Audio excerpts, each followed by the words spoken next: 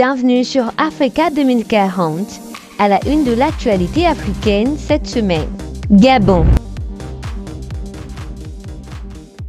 Le président de la transition gabonaise, Brice Clotaire Oligui Nguema, a été officiellement convié à se rendre à Washington afin d'évoquer le retour à la démocratie dans son pays. Burkina Faso. 6 magistrats burkinabés sont actuellement retenus, selon leurs proches, par les autorités militaires. Il y a quelques jours, ils avaient reçu un ordre de réquisition pour servir au front dans la lutte contre les groupes armés pour une période renouvelable de 3 mois. Ils avaient pour obligation de se présenter cette semaine au bureau de garnison de la gendarmerie de Ouagadougou. Ils sont retenus en dehors de tout cadre juridique. Sénégal.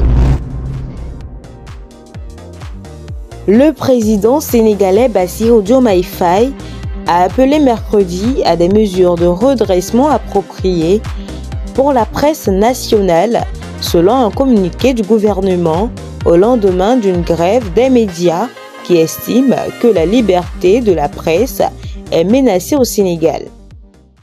Afrique du Sud. La Sud-Africaine Castor Semenya a déclaré ce jeudi 8 août aux médias allemands ARD qu'elle serait candidate à la présidence de la Fédération internationale d'athlétisme en 2027. L'athlète hyperandrogène, double championne olympique du 800 mètres, souhaite protéger les athlètes. Côte d'Ivoire. Dans un communiqué, Amnesty International a appelé à mettre immédiatement un terme aux expulsions forcées et démolitions massives conduites depuis janvier par les autorités du district d'Abidjan dans les quartiers précaires. L'ONG dénonce un usage excessif de la force et affirme que plusieurs dizaines de milliers d'Abidjanais ont déjà été chassés de chez eux. Niger. Tandis que le Niger et le Bénin tentent d'amorcer un dégel diplomatique, Niamey accuse les services secrets français de former et d'armer des djihadistes.